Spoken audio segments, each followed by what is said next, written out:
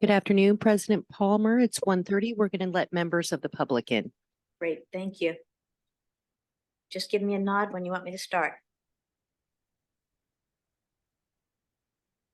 Okay, welcome, ladies and gentlemen and others. We are here in the boardroom for the Delta Conveyance Design and Construction Authority.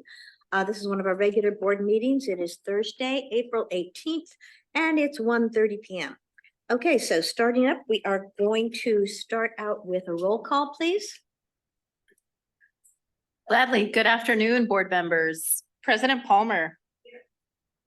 Director Millibar. Here. Director Martin. Present. Director Luna. Director Estamera. Here. Hang. Here. Thank you. Director Anaptawi. Here. Excellent. And I'd like to also acknowledge the alternate directors that are online. So I do see alternate director Tincher, Dan Fleury, Dennis Lamoureux, and I believe Royce Fast. I just want to make note that of our regular board members, Tony Estamera is attending from Valley Water, and the rest are here, which is just extraordinary. So great. All right, so now we are going to go into closed session. So we'll be coming out of closed session and tentatively starting here again at 2 o'clock. Josh, did you wish to say something? Yes, President Palmer, I'd recommend we just confirm there's no public comment before we go into closed session on that item. Thank you. Okay, is there any public comment? Either in the room or on Zoom? President Palmer, we have not received any requests. You go. Okay, great. So welcome back. We are just coming out of closed session and there is nothing to report. So if you please stand and join me in the Pledge of Allegiance. I pledge allegiance to the flag of the United States of America and to the republic for which it stands, one nation, indivisible, with liberty and justice for all. Hey. Madam Chair, if I could just announce my presence for the record. Miguel Luna present. Great, yeah. He actually attended our closed session, but was not here when we first took the things. Do we have anybody else that any other alternates which have joined us in the meantime? President Palmer, I do not see that other alternate. Oh, actually, I take that back. I do see that alternate Director Weed is online. Okay, great. And I do have you down, Director Luna. Great. All right, thank you so much. Now, let's see. So now we're going to go into approval of the minutes of February 15th, 2024 regular board meeting. Do I have a motion? So moved. Okay, and who is that? That's Tony? I think I made the That was you. motion. and Okay, you made Tony- the motion. Okay, and Tony, second. There we go. Okay, so and since we are on Zoom, we'll have to do a vocal vote. President Palmer, Yes. Director Millibar, Aye. Director Martin, Aye.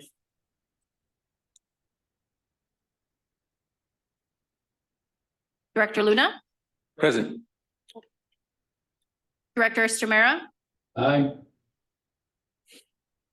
Director Chang, Aye. and Director Anaptawi. Yes. Excellent. Thank you. Meeting minutes approved. Okay, great. So let us now move on to the resolution approving the Executive Director Services Agreement. Isn't that, am I looking at the wrong thing? Oh my God, no wonder. I'm looking at the wrong thing. Thank you so much. Huh. Okay, there we go. So let's get on to discussion items, which are, and by the way, those were approval of minutes. You heard me say February because I was going by this right here. So that was actually the minutes. Do we have to redo this? Because they were the minutes of March 8th, not of February. I said February. So we may have to redo those, that approval of those minutes. Agenda does read March 8th, but we can redo the Yeah, but vote if you like. Well, I would prefer, just because I said February, and let's say, let's, Gladly. okay, let's do the approval of minutes for March 8th, 2024. Do we have a motion? So move. Okay, and a second. Second. Okay, great. So there we are. Now let's bring it to a vote again. I do apologize, folks. I was just reading Oh, this. So just for the record, I am calling roll call. I'm calling a vote for the March 8th meeting minutes. So starting with President Palmer, Yes. Director Millamar, Aye. Director Martin, Aye. Director Luna, Yes. Director Stamara, Aye. Director Chang, Aye. and Director Anaptawi. Yes. Meeting minutes approved. Right, now I have the correct page of paper in front of me, so this is good. I should have just stuck to my computer. At any rate, okay, so now let's get on to item number 6, the discussion items, starting with the April monthly board report. President Palmer. First, I would like to start out with, this is our timeline that we shared. I think it was the last board meeting, and I committed to using this through the rest of the year to just talk about a lot of the activities. We do have a busy year. So you see the black diamond showing where we are today in mid-April here. We've got some pretty big milestones approaching in mid-May. We do plan to release our updated cost estimate for the preferred project, as well as the updated benefit cost analysis that will be released by the Department of Water Resources. So those are coming. Behind that, there's several items that I think Carrie would probably speak better to. And Carrie, would it be fair to say you can touch on these when you give your environmental manager's report? And then our intention is near the end of the third quarter of this year to issue the preferred project engineers report. And so that's going to take a lot of the engineering documentation, which is currently has been prepared to support the permitting processes, but there are a number of different alternatives captured in that engineering documentation. We're going to clean it up, pare it down so that it's focused on the preferred project and can create one cohesive set of engineering basis for all the work that's been done to date. And so, we've got a good year ahead and commit to continuing to use this graphic to just keep you and folks abreast of how things are progressing. So next slide, Claudia.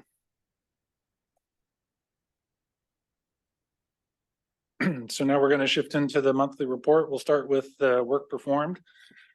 We have our normal sort of program and administrative activities where we're processing invoices and as would be typical, all of our contracts and task orders for the current fiscal year.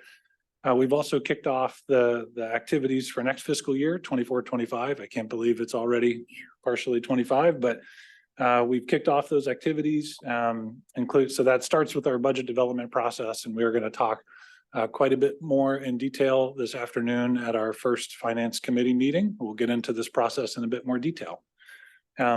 Additionally, we have now moving down to the administrative side. Again, our normal activities, both for the current fiscal year and planning activities for next fiscal year. We've also started activities around alignment tours again for the season, for the spring and summer. So those activities are starting to roll out again. On the engineering front, our support continues for DWR Delta Conveyance Office, environmental planning and permitting efforts. We still have a lot of support to provide from an engineering perspective to those processes. The big priority also is the cost estimate. So we continue to work on the updated total program cost for the Bethany Reservoir alignment. We've also now started looking at some potential innovations that could reduce impacts, reduce costs, improve schedule, or improve constructability. These could be potential innovations that may be considered by the department in the future. In terms of our field work, we do have a number of activities underway related to a potential program this spring and beyond. And so the fieldwork team is working their way through those conversations and planning activities. Claudia, if we could now go to the budget summary slide, please, section 3. Thank you. We have our current approved budget for this fiscal year of 40.4 million. We have committed to date through contracts just under 35 million. And so at this point, we are projecting an estimate at completion of 36. This would produce an underrun of about 4.4 million. This is where we stand now. We'll continue to refine this as the fiscal year continues on. As usual, we can tighten with more specificity and accuracy where we think we will land each month that goes by, and we get a look at how things are progressing. So let's go to the cash flow, please, Claudia.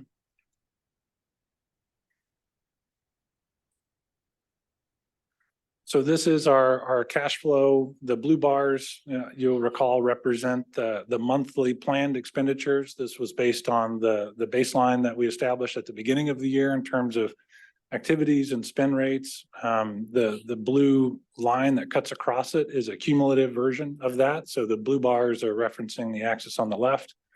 The blue line cutting across references the axis on the right. Then you've got our actuals in gold. So we've had a number of months above and below, but overall we're tracking pretty close to the planned expenditures until we hit January. Things, I think, with the holidays have slowed down a bit. We don't have all of our billings in yet, certainly for March, and we're close on February, but in general, we have had a bit of a dip through January and February. However, I do expect that activities are going to pick up pretty substantially in March, April, May through the rest of the fiscal year. So I think we just had kind of a bit of a dip there in the middle of the year, but I do expect we will resume and have some, something either closely matching or getting close to those anticipated expenditures. But it's that departure that's yielding the underrun, and that's not something I'm complaining about at this point. Claudia, if we could go to the schedule. Yes, please. So this is our conceptual schedule for the year.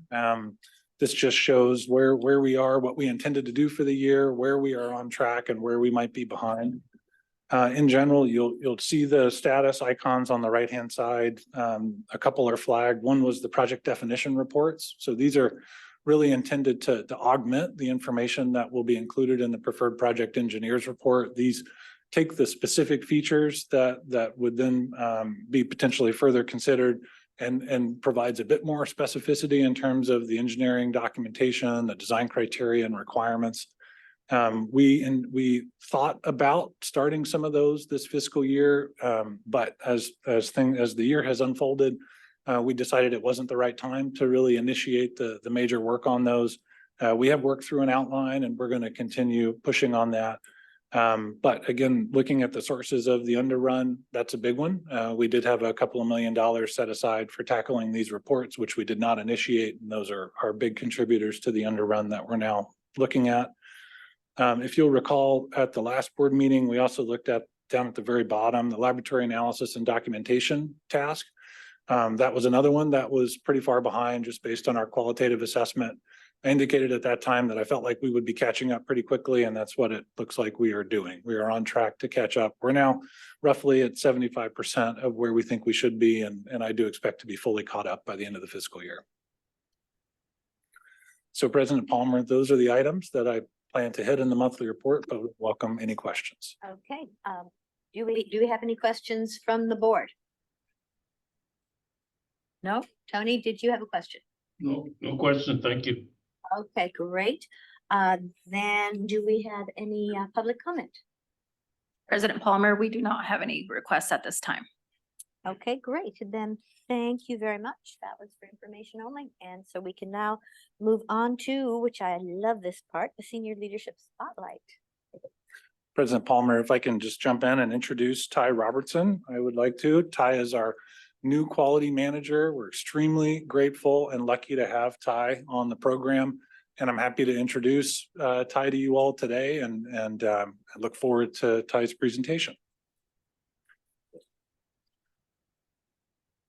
Hang on one sec, Ty. Make sure that her Just push. thing is on. There we go. Mic check. You got it. There you go.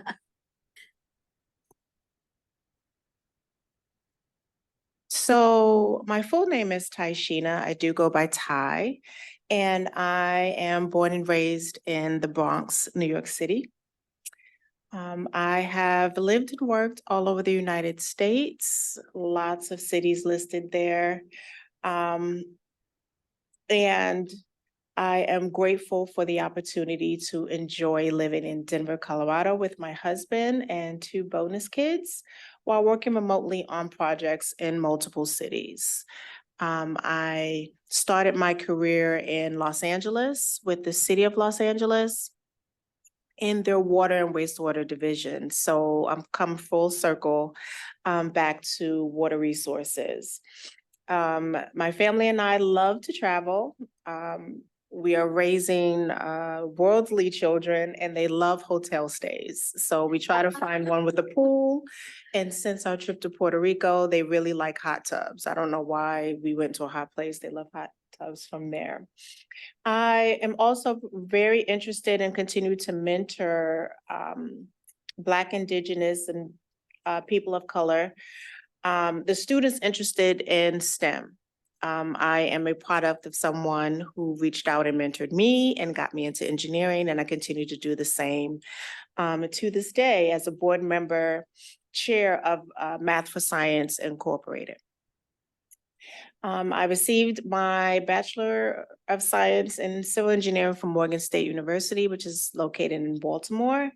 And I have a Master's of Science in Professional Science Management and Leadership, which is pretty much project management for engineers and scientists. We do speak a slightly different language than others.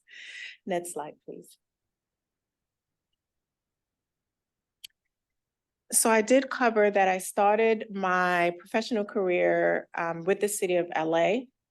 But my background is in quality management, which I kind of reside in now, but program and project management, as I've been in senior leadership roles for the past 10 or so years, trying to steer and guide a culture of quality for really large projects in the billions and up. I've done some construction management, and for most people, the construction is what people see. And so they don't see the background work, they don't see the design until after construction happens, and then something happens, and then quality jumps in. So I'm kind of in the mix of all 4 of those disciplines. But to highlight some of my experiences, especially in water, wastewater projects, I did do sewer design and repair. And when I was with the city of Los Angeles, that was in the early 2000s. So we were still repairing some of the sewer work from the Northridge earthquake. Wastewater treatment plant design and construction, that I did with the city of Los Angeles. There's a picture of Hyperion treatment plant there. Which was really interesting because right across the street is a beach. So you smell what you smell, and then you go across the street to the beach to have your lunch, right? And then eutrophication prevention, which is pretty much making sure that the waterways are healthy and not aging quickly. So I did a little bit of that, especially in college for internships. So water and wastewater projects together. When I joined the quality world, I started with Missouri's first design build project, which was I-64. So that is a younger, slimmer version of me standing on the side because the highway wasn't yet open. And we have a plaque memorializing our work for the first design build project that was done successfully with a plaque on one of the bridges that we constructed. Right before I came to DCA, light rail and commuter rail projects were my focus across the country. And that's some of the work that you see there. So if you do fly into Denver International Airport and you take the train, I'm partly responsible for that, especially the securing the vehicles and performing audits on site for manufacturing plants and things of that nature. Next slide, please. So while many people were able to work remote during the pandemic, I was not. I was on site, and that is a picture of me on a heavy rail, not necessarily commuter rail, in the city of Chicago for the RPM project, which was to pretty much retrofit and bring their very aged system into the modern modern times. So as I already stated, multi-billion-dollar programs is pretty much what I worked on. I worked with public, for public and private owners. My most recent experience with that was with the city of Austin for the Austin Transit Partnership, which is an organization formed to help Cap Metro bring light rail and commuter rail transit to their city, which was rapidly growing. I've had to work with multi-jurisdictional authorities. So with water treatment, with commuter and light rail, we are covering a very large area. So it's not just one city that we're working with. We have to make sure that we comply with all of the requirements for all of those jurisdictions, which is usually captured in a memorandum of understanding. But it is whatever entity I'm working for, our job to make sure that we hit all of those targets. Federal, state, and local requirement conformance, of course. We have to comply with whoever provides the money. So I make sure that we do that through the quality department. I work with multiple disciplines. I do not have to be a technical expert. Thank the Lord for that. But I do have to make sure that I have an understanding of all of the requirements, regardless of the discipline, to ensure that we comply with those. So I do work very closely with all of the engineers, the contractors, the government, my government counterparts in that as well. And what you see here is some of the manufacturing facilities that I have to work with, and I have to be they have to trust me because a lot of times there's proprietary information and innovations that they're bringing to these very large programs.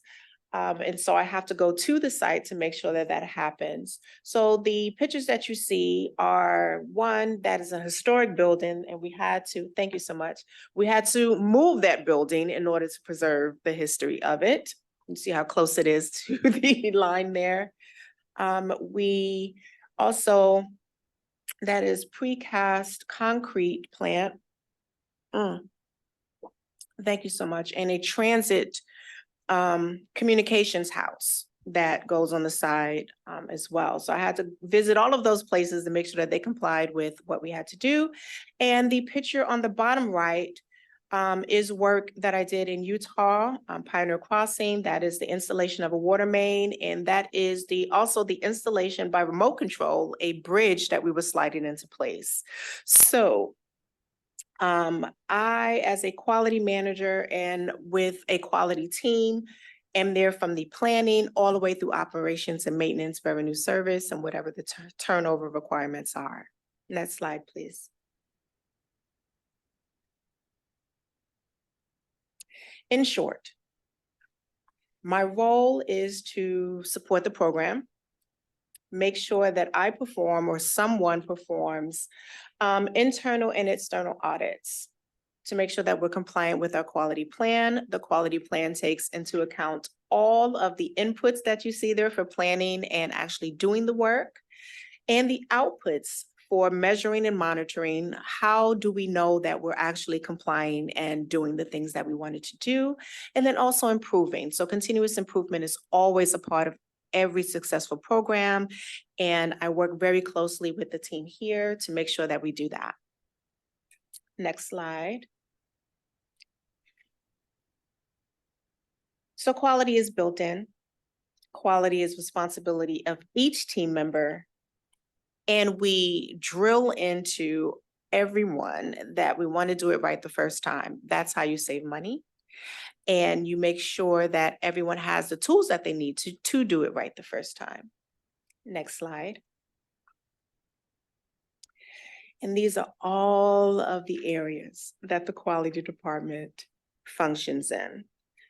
From concept and initiation to project close, resource requirements, customer feedback, quality data analysis. So all of the information that comes in from the audits, from customers, we pull that, we analyze that, we give it to the senior and executive management team so that they can make informed decisions on how to move forward.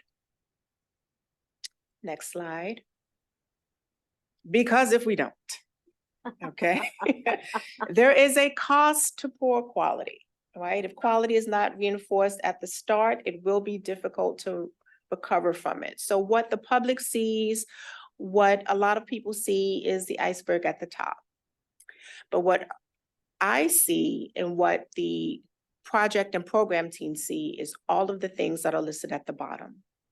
And it is very hard to recover if we don't incorporate those things from the very beginning. And I am here as a quality manager to work with everyone here, the board included, to make sure that we don't hit any icebergs along the way. That's my presentation. Oh, Right. wait a minute. Oh, you got another. There are benefits. So, benefits of implementing an effective quality plan, cost savings, we talked about that, reduction in variations and processes and product service. So we try to standardize as much as we possibly can. Construction projects are a little tricky with that, but there are processes that are effective that you want to be able to repeat. We provide systematic allowances for flexibility. So we design the processes to allow for flexibility and people to act in their most authentic ways and creative ways to get things done. We prevent and minimize rework. That's a bad thing, rework. We don't want to do the same thing twice. Compliance with contract requirements. Again, we are charged with spending the public's money wisely. And so we want to be able to show and prove that we've done that, and we've done that in the compliant manner. And we document the evidence of compliance. My motto is, if it's not documented, it didn't happen. So please make sure you document everything that you do, because the price of nonconformance of quality standards is substantial in health and safety, cost and schedule, and most of all, public perception. And I believe that is my last slide. I am Thank you. Any Thank you. questions? impressed in the terms of, that's probably the most comprehensive thing I've seen in terms of really describing what a quality manager actually does. And I so appreciate that. I have to actually communicate what I do quite often for people. They're used to checklist and going out, but for the type of work that we do and the pace that we have to move in, we have to ensure that we can customize it and that we have full understanding and background of what the ultimate goal is. Thank you. Any other comments? You have a staff that works under you as you do this work? Not at this time. They have provided support for me to engage in special tasks and assignments that Graham has provided to me. But at this time, staff is not necessarily needed, but there are plans to provide staff to me. And right now, I just work with the subject matter experts that are currently here so that we know what the top risks are, things to look for and to plan for, and that's what we're doing now. Okay. Anyone else? Go ahead. Well, do you want to start? Okay, Ty, it's so nice to hear from you, and thank you for these leadership spotlights are really fun for me, and I know the board has always appreciated them. So thank you for sharing a bit about you. I really like your iceberg example. I think you're right in that so much of the value that the work, especially for complicated programs and project delivery, there's only a small element or small world of what's perceived or seen outside. And depending on the party, what they're concerned with, but there's so many pieces to this that a well-orchestrated program can, or the lack of a well-orchestrated program can really show in terms of several areas. I actually had a question related to programs of this size. Seems like you're involved in a lot of these large programs, and they span a long time, right? It could be decades-long programs. And how in your process do you introduce new best management practices or new tools and methods to help support the quality control and quality management of programs as you're sort of in it? So is there an opportunity to sort of reevaluate or introduce new methods or means to execute your work? Hello. Okay. First, I'm not necessarily in it. I am a part, but I'm kind of on the outside looking in, which gives me a more objective viewpoint when approaching something new, innovative, a different technique that we can use to pretty much get to the root causes of what an issue is. But it's also my job to point out the things that are working well so that we're not wasting our time and attention on things that we don't really need to, things that are working. One of the ways that I do that is I do stay connected to my other quality professional in those networks. We have virtual coffee, if you will, and we talk about some of the things that we can talk about with issues that we're seeing and things that how we actually form those. I do try to stay active and attending a lot of the conferences with the American Society of Quality. And that's where I can kind of get together and get new tools and techniques that I can bring to the team. But most importantly, I work with a team that's very open-minded. Everyone, for the most part, is excited about the work that they do. And that is very encouraging to have some of the conversations to introduce different things and new things for the people that I work with and work for. Quality, I'm providing a service to my team and to the constituents that are paying for this. And so I try to work hand in hand with them to understand what they're currently doing, what they want to do, and how I can help them do that. And we do that in a partnership way. So it's not me saying, gotcha. It's, hey, have you considered this? And I'm able to do that because I am not directly responsible for any of the brilliance that you see with this project. I am here to supplement, to point out how we can improve our processes, but not necessarily how to change the end product. You've hired very capable people to do that. I'm here to help them see what they might be missing because they are actually in the thick of it. And I'm here to say, hey, pause. Have you considered this? So that's kind of what my role is, more of advisement and support.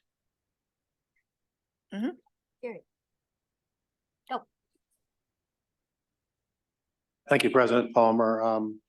Ms. Robertson, can we call you Ty? Thank you. Please. Thank you. I really do love your background. I love that you are, first of all, I love that you're a civil engineer. And I know coming from New York, coming from your upbringing, you're a tough person. You're a beautiful person, kind person, but I know you got a tough core to yourself. And so you're not going to put up with people that don't toe the line with respect to the standards that you're working on. So I do appreciate that.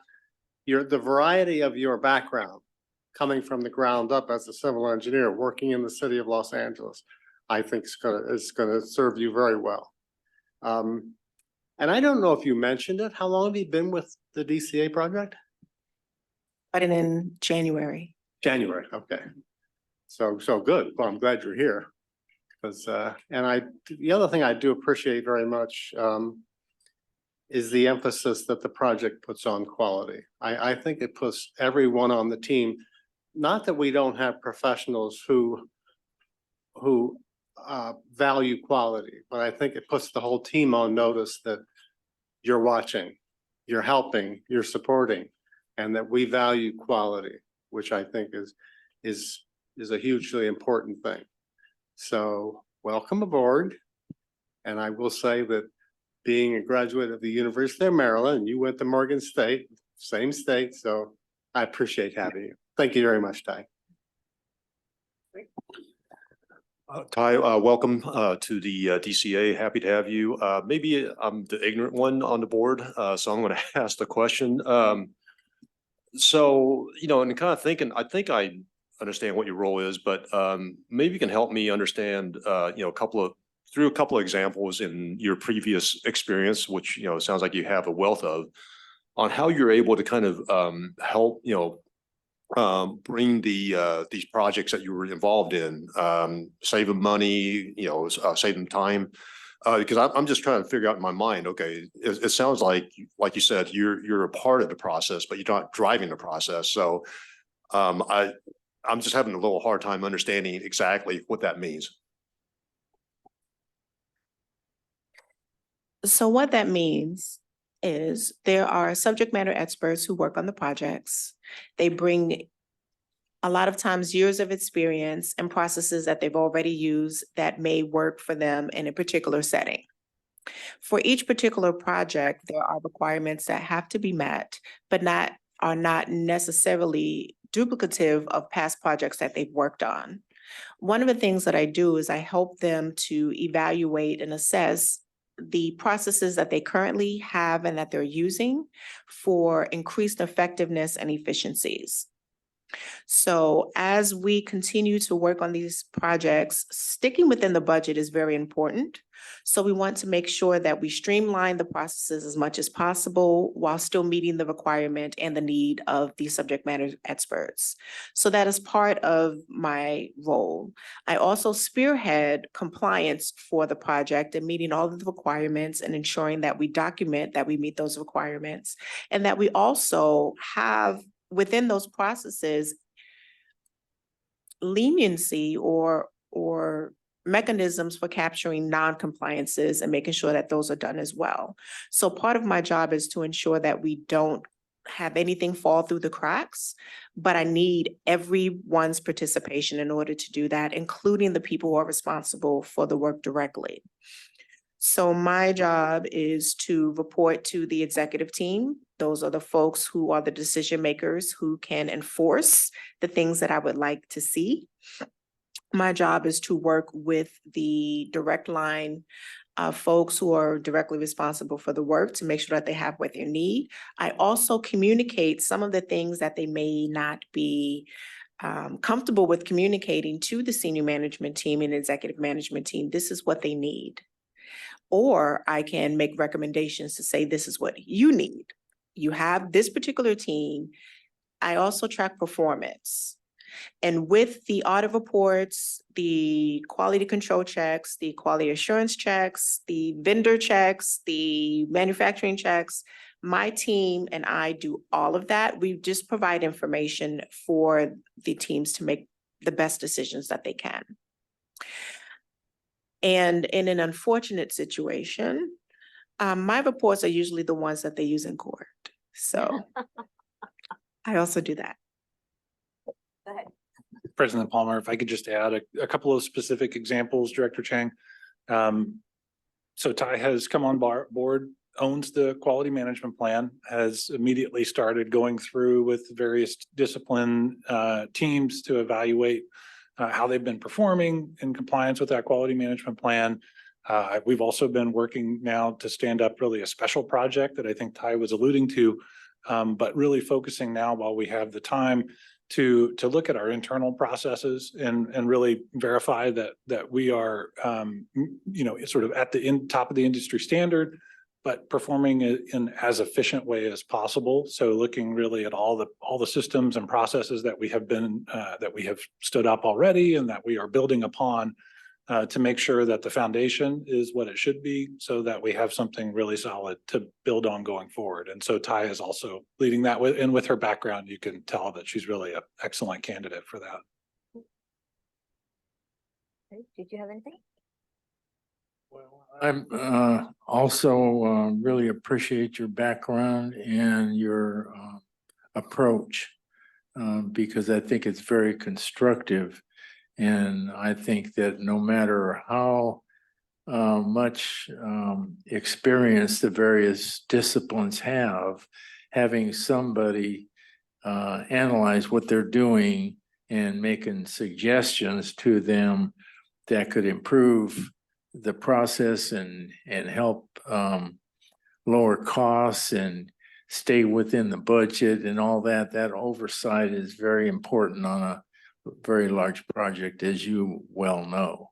So I really appreciate your experience, and I'm glad you're on our team. Thank you. To bring something forward. I think it's really important. I think this becomes a very useful member of the team for Graham especially, because now you have another set of eyes and ears and mind that is helping to pull things together and keep various different parts of the project from becoming siloed, because it's basically amalgamating the whole thing underneath a vision and a way of going forward. So that is very good, and I'm glad you're on the team. But I also wanted to mention one other thing. I noticed you've been involved in STEM education and mentoring, and you can never tell how far that mentorship and that guidance of young minds is going to go. So I applaud you for that, because that's our future. So thank you for that. Thank you for that comment and acknowledging that. I now have adult mentees. I don't think I can call them mentees anymore, but one young lady, I had her from high school. She's now working at the Denver International Airport as an architect and structural engineer. So I'm very proud of all of the people that have. You never know where those ripples are going to end up too. Yeah. That's great. Thank you so much for doing that. Okay. Palmer, Yes. may I ask one simple, quick question? I just was curious, Ty, and maybe Graham will weigh in on this too. When will we see and what will we see resulting from the work product of you and your team as we go forward? Certainly not anytime soon, but eventually will we be receiving reports as to the status of the quality program? And I think I can give my response from inside the organization. Then I'd be very interested in Ty's response, just with all of her experience and background. I think we are to a point now where we're still standing up our quality program. So now is the time to think about how we will report out to the board on the status of aspects related to it. So we're still developing it. I mean, that's the benefit of our organization, is it is a relatively new organization. We get to create our own systems in many cases. I want to make sure that the systems we create are meeting the needs and as efficient as possible. And there absolutely is a transparency and disclosure aspect to that. So I think it's all in the works. I at this time don't have an answer, but we will come back to you with something more specific. So I'll take a note to come back with that, and we can talk more specifically about it. forward to hearing from you. Great. Good idea. Thank you so much. Right, then let us proceed on to part C, presentation on the Bethany alignment. Thank you very much, President Palmer. And so I think Adam is going to take that seat. Thank you very much, Ty. Musical chairs. Musical chairs. Adam Murdoch, you will recall, is our design manager within the DCA, and Adam is going to present to you. It's been now several months. The Department of Water Resources did adopt a preferred project as published with the final EIR back in December. As you know, we've looked at a number of different alternatives and alignments and flow rates. We thought this was a really good time to just come back with sort of in line with that preferred project engineers report and just really focus on the characteristics and attributes of the Bethany Reservoir alignment. So Adam is going to take us into this presentation. Adam, go ahead. Yeah, thanks, Graham. Microphone's on. Okay, I'm very happy to be here with you today and excited to talk to you about the Bethany Reservoir alignment. Can you go to the next? I can do it? Oh. Got it. I think it should work.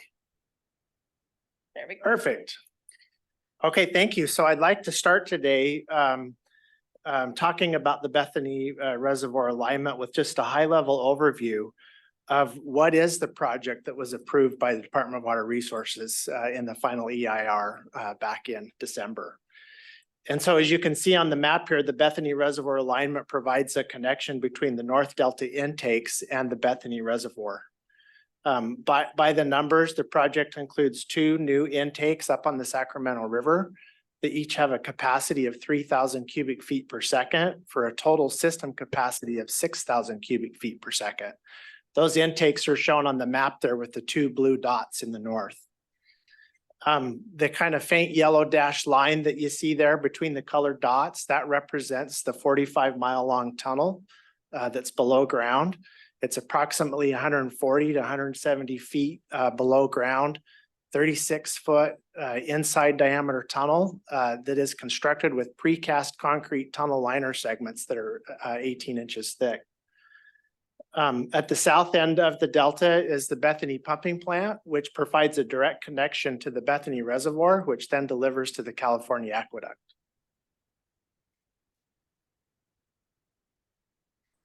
To help understand the Bethany Reservoir alignment, it's important to reflect back on what some of the conceptual design objectives are.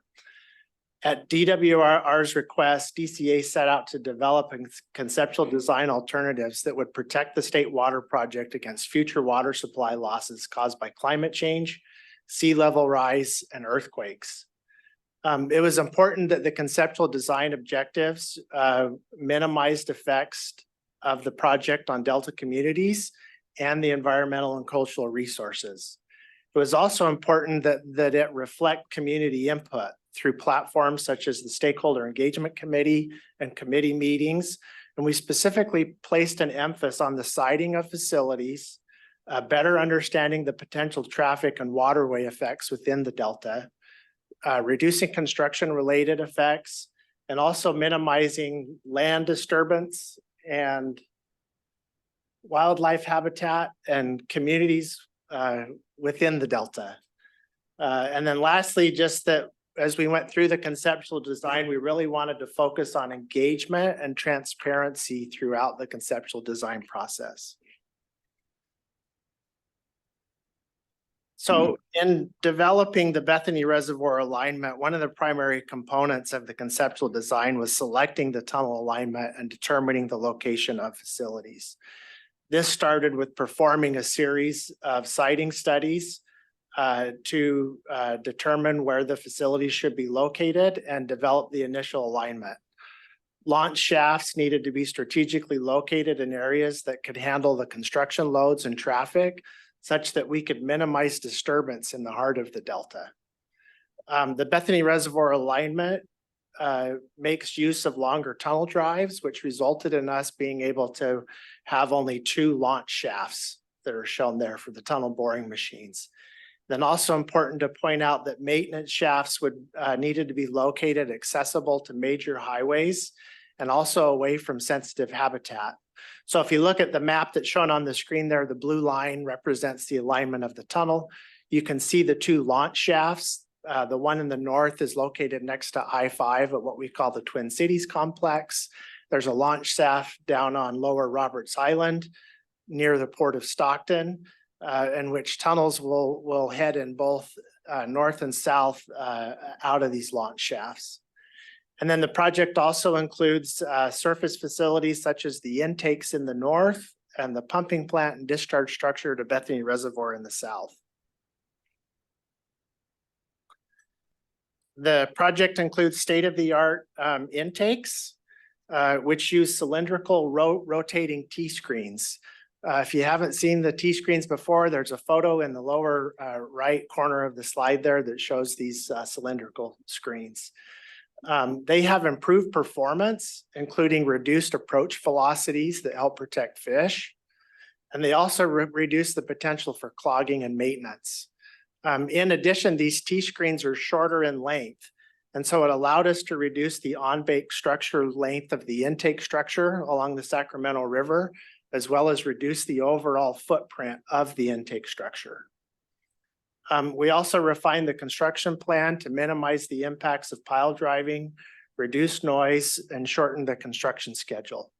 So the figure in the upper right there shows the location of the intake structure along the Sacramento River, which then diverts water into the sedimentation basin, travels through a set of radial gates and into the tunnel shaft to be headed south to Bethany. So moving to the south part of the Delta, you can see one of the primary benefits of the Bethany alignment is what we call the Bethany complex. The solid orange line at the top of the map there represents the Bethany tunnel alignment that comes into the Bethany Reservoir pump station, shown by the white box there. The pump station lifts water up out of the tunnel into pipelines that discharge directly into Bethany Reservoir.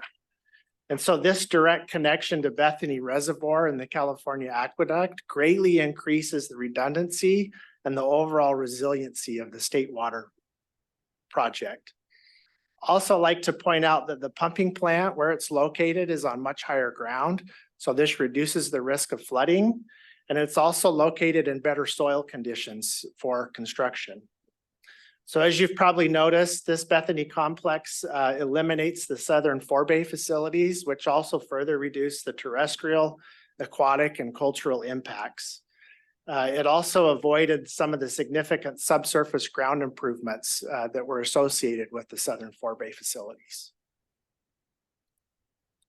So when we developed the conceptual design for a large project of this magnitude, it's also important to recognize the infrastructure needs that are needed to help support the logistics and access during construction. So the project has included strategies that will be incorporated to improve the existing roadways, intersections, and traffic flow. We've developed logistic plans for each facility, not only including transportation logistics, but power and communications and other facilities that are needed to support construction. The project limit routes used for construction traffic. For an example, Highway 160, which parallels the Sacramento River shown there on the screen, is limited to residents and local businesses only. In addition, in Solano and Yolo County, we've limited construction traffic to I-80 and SR-12. The project will also construct park and rides to facilitate employee carpools. And then we've also developed designated access routes and plan to construct dedicated haul roads to support construction. So in the graphic, the orange dashed line there is what we call our intake haul road, which provides access from Lambert up to the intake sites, such that we will have no traffic, construction traffic on Highway 160. That haul road also provides access to the concrete batch plants that will be located north of the Twin Cities complex, such that concrete trucks can travel on Lambert underneath I-5 and up to the intake sites without having to get on I-5 and exit at Hood Franklin Road. Another key consideration is that we know that the Delta is prone to flooding. And so it was important that we designed a project that would address flooding issues both during construction and for the long-term operations. So all project facilities have been designed for the 200-year flood elevation with sea level rise and climate change that's projected for the year 2100. We've also provided structural and non-structural flood risk mitigations throughout the project. We avoid the use of levee roads for heavy construction, and we maintain setbacks from the existing levees when we place fill. It was also very important that we maintain the Sacramento River flood management criteria that's been set. So the intake structures have been placed such that we limit the increase of maximum water surface elevation change within the river. And we're also providing continuous flood protection at the intake sites during construction. That includes the construction of a new jurisdictional levee around the intakes. Another overarching consideration that's very important is just the seismic resiliency. The Delta Conveyance project conceptual design has been laid out such that we plan to have continued operation following the maximum design earthquake. Also, we've set some design criteria such that the tunnel and shafts will need to be designed for the 2,475-year seismic event, and that the surface features such as the intakes and the embankments will be designed for the 975-year seismic event. There are seismic sources and soil conditions that were considered during facility studies. This included the proximity of facilities next to existing faults and a really good understanding of the liquefiable soils in the area. One thing that's kind of neat to point out is that because the tunnel will be constructed at such a depth, the tunnel's been placed low enough in the ground that it's below the anticipated level of liquefaction. And then also during a seismic event, The tunnel's not subject to the same amplification and ground shaking that you see at the surface. And in addition, the soil confinement around the tunnel helps during the seismic event. In addition, for addressing the seismic resiliency, we've planned for enhanced ground improvements at the intakes and in many of the shaft sites, and the utility crossings to address the soft and some of the poor soil conditions. Additionally, the project's accounted for additional design elements that can be implemented to help improve the resiliency of the project. So another really important component of the project is the community benefits plan that's being led by the Department of Water Resources. So the community benefits plan for the Delta Conveyance project, it really is an acknowledgement that the direct project benefits related to the State Water project do not directly benefit the communities of the Delta. It's also an acknowledgement that the project could have potential adverse effects on the Delta communities experienced throughout the duration of construction. And finally, it's an acknowledgement that the CEQA and other required environmental mitigations typically do not address all adverse effects on the local communities. So some components of the community benefit program include what we call the Delta Community Fund. This is a proposed overarching fund to support community prioritized projects within the Delta. The program also has project implementation commitments that include hiring targets, job training and education, commitments for local business utilization, as well as commitments to support infrastructure and facilities located within the Delta.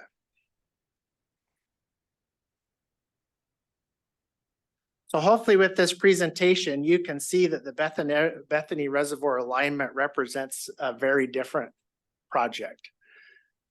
Changing from a single tunnel really did open the door to many design and engineering innovations. We took a fresh look at everything. We built on work that was completed in the past, but not necessarily let that constrain us. The conceptual design also was developed to help reduce impacts that focused on the siting of major facilities, understanding traffic conditions, reducing potential construction effects. And then where possible, we look to reduce and provide a smaller footprint.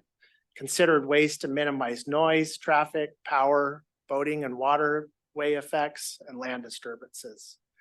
Wanted to point out again that we really did focus on engagement and transparency as part of the conceptual design. And in summary, the resulting project is downsized, refined, and rerouted to minimize disturbances to the Delta and meet the Department of Water Resources objectives for delivering clean, affordable, and reliable water into the future. Thank you. Thank you. Okay. Do we have questions from the board? Yes, Robert. Maybe just a comment. Thank you, Adam, for, a nice comprehensive reminder, of the project. I think I've seen iterations of this presentation, quite a few times in the past, but I think to have everything in one place and kind of highlight, some of the, thoughtful process that we've gone through is always a good, thought. I think, a couple of things I wanted, do want to point out. I have, had the benefit of going on the alignment tour. I thought it was fantastic. And also, having, when you talk about the intake screens, I think we actually stopped by ISI and I thought, it's, you want to learn more about, the intake system than I've ever imagined. I mean, there really is such a science to it. So, it feels, very much like, we are very cognizant of all of these, very complicated issues. But I do want to also highlight the efforts of the community benefits program. I think, I've been kind of hearing about it for the last 2 years.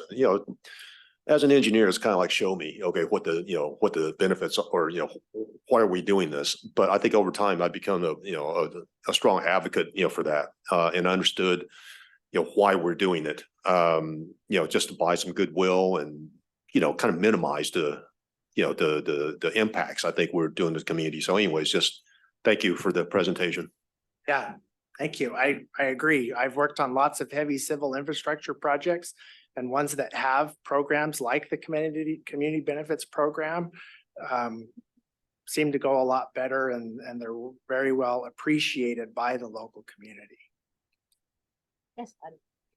Well, just wanted to say I appreciate it, Adam. And it's funny how, this is, we've been working at a project like this to address the main objectives of, reliability of the state water project and so on. But to see an alternative like this fall out of the process and, at every twist and turn and every question you ask, you start to see benefits of where we've ended up with this particular alternative. So just want to commend the team and their continued diligence and working on the best version of a project that we've got to date. So thank you. And I really appreciate contextualizing it after the EIR process to hear it from the team. So thank you. Okay. A short question about monitoring the facilities under seismic event. Is there a monitoring system that will show you that there wasn't displacement in the pipe or the risers or anything like that? So part of the design and as part of the construction, we would plan on setting monuments along the facilities and on the facilities to monitor movement. And not only on our facilities, but other facilities that we may go under with the tunnel or in close proximity to us.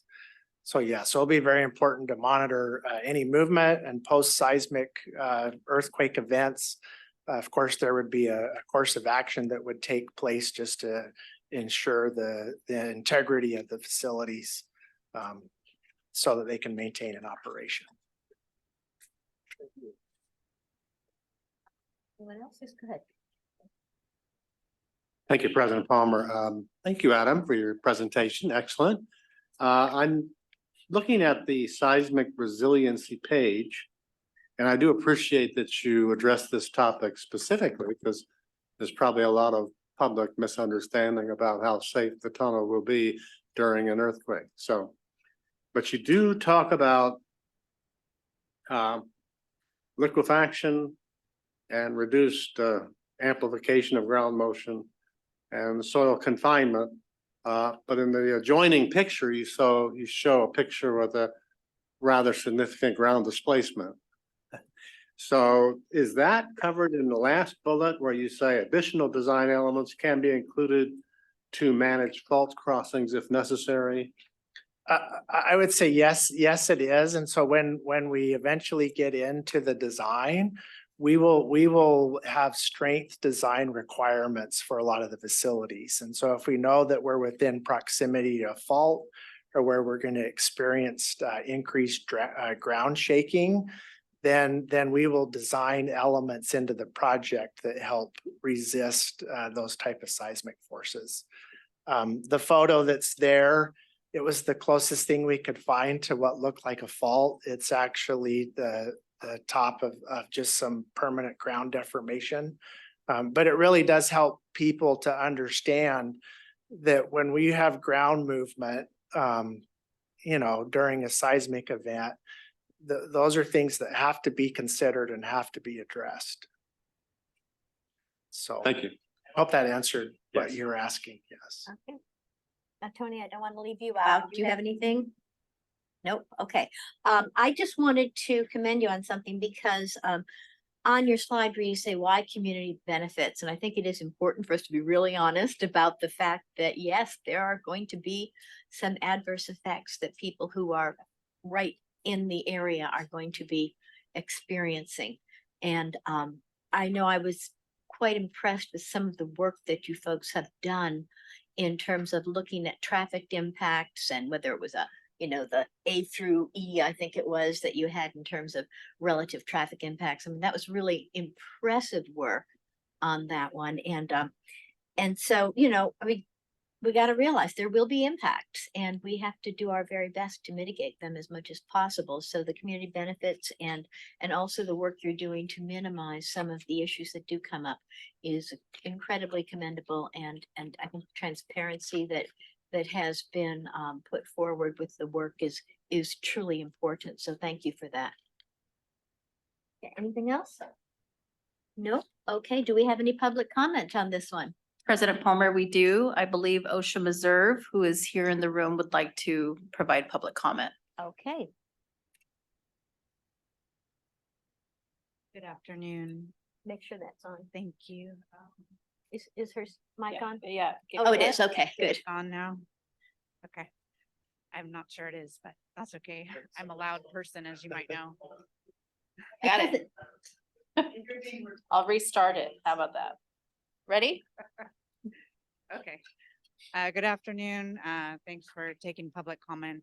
I was intending to speak on the next item, but OSHA Reserve, local agencies up the North Delta regarding this item.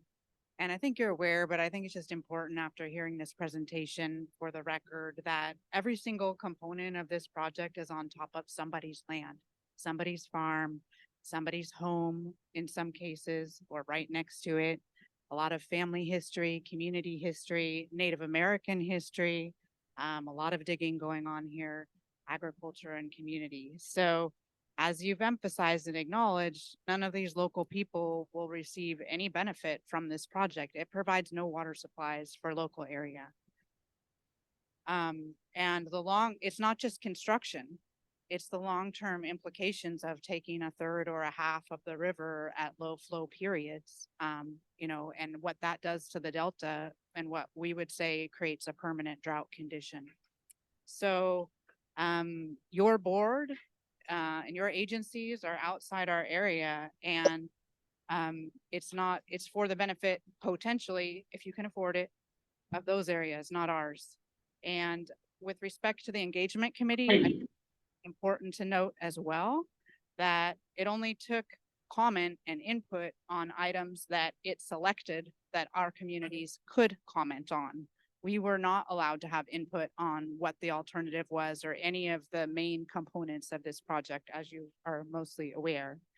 So, as you know, I am not aware of any local person who supports this project throughout our entire region. I could be wrong, but that's what I know. And it also does nothing to help with flooding or other risks in the Delta. So the idea that it's, you know, that you are going to protect your facilities from flood risks, and yet our areas continue to struggle with those risks, that is very unfair. I would also point out that the fish screens, they won't operate perfectly. There is no such thing as fish-free water. And the EIR acknowledges that. It does not say that there would be less fish killing as a result of this project. And I think that is true. So please remember, the baseline is the current environment as it exists today. And that's no tunnel. It's not a prior version of the project that might have been worse. And I will say that I and many continue to believe there are a lot better alternatives out there that could improve the Delta for everybody and meet the needs of your agencies as well as our local community. Thanks. Okay. Do we have any other public comment? President Palmer, I believe this is the only request we received for this item. Okay, great. I'll be interested to see how management of the whole system works. Let us then continue on with, let's see, we're on to D. Thanks, President Palmer. I'll be presenting this item. So as Adam mentioned in his presentation, in December, DWR certified the final EIR for the Delta Conveyance project. Despite this important milestone, earlier this year, this board approved an amendment to the joint exercise of power agreement with the department to recognize that we still remain in the planning phase as defined in that contract through the conclusion of design, planning, and permitting. This design and planning work includes planned geotechnical investigations to help inform the planning and design work that's anticipated. This geotech is being completed under the EIR, and as such, the DCA needs to make findings and other determinations as a responsible agency under CEQA to allow the geotech work to proceed. This item allows the board to make those finding and determinations, and its staff's recommendation to adopt the enclosed resolution to do so. I did want to note one thing. The DCA received a letter from counsel for various agencies and organizations currently challenging DWR's EIR, and copies of that letter have been distributed to the board. I'm happy to answer any questions. Okay, do we have any questions from the board? Nope. Tony, I want to make sure I don't miss you. Any questions? Nope. Okay. Then do we have any public comment? President Palmer, I believe the only request we got is from OSHA Reserve, who is in the room. Okay.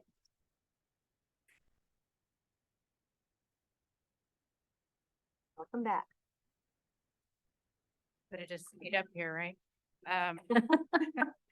All right, OSHA Reserve. First of all, with respect to this item, for the record, I want to be clear that the entities that I represent in the litigation that submitted the letter yesterday, we do object to the approval of the project and the EIR approvals that you all are considering. So that would be County of San Joaquin, Contra Costa Water Agency, Solano, Yolo, Central Delta Water Agency, and local agencies of the North Delta, and then Counsel for Sacramento County Water Agency, City of Stockton, and Sac Sewer asked me to please make that point for her as well. She could not be here today, Ms. Kelly Tabor. So we do object to the adoption. And the other thing that, as is expressed in the letter, is that we believe that now that drilling and geotech work is being undertaken as part of the whole project, which is the tunnel and which is analyzed in the EIR, that is a covered action under the Delta plan. And so we, in the letter, as we say, we ask that you consider that and take appropriate measures to receive the correct approvals before you undertake those activities. Thank you. Okay, thank you for your comments. Okay, anything else? Nope, anyone else? All right, then let's go ahead and this is something where we are to adopt the resolution. Madam Chair, if you're looking for a move on this, I will move. Okay, so moved. And do we have a second? I'll second it. Okay, and we have a first and the second. All right, then any other discussion? Nope. Okay, let's bring it to a vote. Gladly. President Palmer, Yes. Director Millibar, Aye. Director Martin, Aye. Director Luna, Aye. Director Stamera, Director Estromera. You have to unmute. I saw him. Okay. We read lips. Yeah. Director Chang. Aye. Thank you, Director Stamera. And Director Anaptawi. Yes. Excellent. Okay. Resolution adopted. Thank you. Great, thank you so much. Okay, then let us move on to item number 7 with reports and announcements. We start out with General Counsel's report. Thanks, President Palmer. As always, my written reports in the packet. The only thing I wanted to note is, as Graham mentioned earlier, we do have our first Finance Committee meeting starting right after this meeting and looking forward to kicking off that process. Thank you. Great, okay. Then moving on to Treasurer's report. No Treasurer's report? Yes, hi, President Palmer. This is Bernadette Robertson. Hi, Brenda. Standing in for Katana. How are you? The report is with the packet, and I just wanted to say that, the beginning cash balance for the authority as of February 1st was $1,037,222, and we have received $3,183,929 for February and March. We've also paid out $2,018,042 for authorities' expenses for those 2 months as well, leaving us with cash balance of $2,203,109 as of March 31, 2024. I also wanted to let you know that the year-end audit is going to be starting. So MGO, our auditors, will be starting their interim work, and we are working with Claudia and her staff in facilitating that. And that's my report. Please let me know if you have any questions. Great, thank you. Any questions? Comments? No public comment or anything? President Palmer, we do not have any requests for this item. Okay, then let's move on to the DCP Communications Report.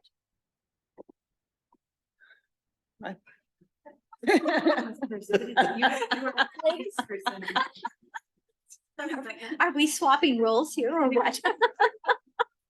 Perry and I kind of were going to do rock, paper, scissors to see who went Okay. next. So, good afternoon, President Palmer, board and colleagues. I'm going to be pretty brief today because of time. We're continuing to coordinate with DWR and project education, reaching out to communities across the state about project design, logistics, and technical components. We have a couple tours coming up. One next week with legislative staff and a tour the following week wherein some of our DCA team is supporting an MWD tour conducted in Spanish. Our closer looks continue to move forward. As you know, all of our closer look fact sheets are in Spanish and Chinese as well as English. We are now updating and re-recording some of our closer look videos, providing Spanish translation as well as looking at Chinese in the future. Our digital outreach continues to have very strong engagement rates. While the industry standard is typically less than 1%, last month we were able to hit 8% as an average. And honestly, the success is directly attributed to compelling content coming from both DCA's comm team as well as DWR's very informational blogs and project materials. We also work to ensure the posts are of interest to the communities we're targeting. We now are up to 8 agency one-pagers. These are our public agencies that support, that are part of the DCA. Desert Water Agency is our most recent post. Aqua's coming up. It's going to be here in Sacramento in a couple weeks. The DCP, led by our DCA team, admin team and staff, will have a booth to provide information and answer questions about the project. Regarding the legislative education program, the governor's office has taken the lead and our team is providing information as needed with Director Luna elegantly providing momentum as he works very, very closely with the governor's office. So lots going on. We're really excited about being able to make sure that people understand the project moving forward. Thank you. Any comments? Okay, any other public comments? No public comment requests. Okay, then let's move on to item D, DW. Carrie, it is your turn now. Thank you, Environmental President manager. Palmer. Got a little eager. Thank you, President Palmer and members of the board for having me. Just a couple of updates today. I think we've talked before about the idea that this year we're focusing on Endangered Species Act and California Endangered Species Act compliance and starting the process to change our point of diversion for our water rights. So I just wanted to give you a quick update on both of those. For the California Endangered Species Act, CESA, we did submit our incidental take permit application to the Department of Fish and Wildlife. We're in the process of making it ADA compliant. We will post it on our website for information and send an e-blast when it is available, but we have submitted it to DFW to start that process. And then for our water rights, I think probably you remember from prior meetings that we submitted our petition to start that process in February. The petition has a protest period, and that protest period was scheduled to end on April 29th. The state board did send us a letter last night, along with sending this letter to other interested parties, that they've extended that deadline to May 13th. So there is an extra 2 weeks in that protest period before it will close. I think those are my updates, unless there are any questions. Questions from the board? No. Okay, then how about public comment? No public comment requests. Okay, then let us move on to verbal reports. Do we have verbal reports? I do. You know I always do. Okay. At any rate, I just wanted to say, you folks designing the tours and everything, excellent job. We had a couple of board members who said, oh my goodness, I had no idea. This is really cool. I'm on board now. So that's 2 more. Okay. And so keep it up. Good work. All right, that's, and I've had so much fun laying out in between raindrops, the ropes with all the things there and dancing around that big map that's on the ground. If you guys haven't had a chance to go see the big break map, it's all to scale and it's really wonderful, and you can play with it and draw water down it and let it go flow downstream. But yeah, it's nice that people get a chance to see things. And this is one thing that I've discovered as a teacher of all sorts of age groups, all the way to adults going into medical school and everything, is that adults need to do hands-on and crawl around things too to learn. You know, we always think that that's sort of stuck with just the kids and they're the ones who need to do that. Adults learn that way too. And that's why we sometimes get this whole thing about old dogs can't learn new tricks. It's because we're not letting the old dogs crawl around and do their thing. Okay, so old dogs, go crawl around and you'll learn so much new. Okay, that's it. Okay, that's it. So we're done with verbal reports. Do we have any future agenda items? No. Okay, then we are on to, I'm going to just read this. Members of the public, this is public comment period, may address the authority on matters that are within the authority's jurisdiction, but not on the agenda at this time. Speakers are generally limited to 3 minutes each. However, the chair may further limit this time when reasonable based on the circumstances. Persons wishing to speak may do so remotely through the electronic meeting link by scanning the QR code and teleconference number when recognized by the chair. The DCA encourages public comments and requests that speakers present their remarks in a respectful manner within established time limits and focus on issues which directly affect the DCA or are within its jurisdiction. Do we have any public comments? President Palmer, I don't have any requests from anybody in the room or online. Okay, then guess what? I get to use this Yeah. and we are adjourned.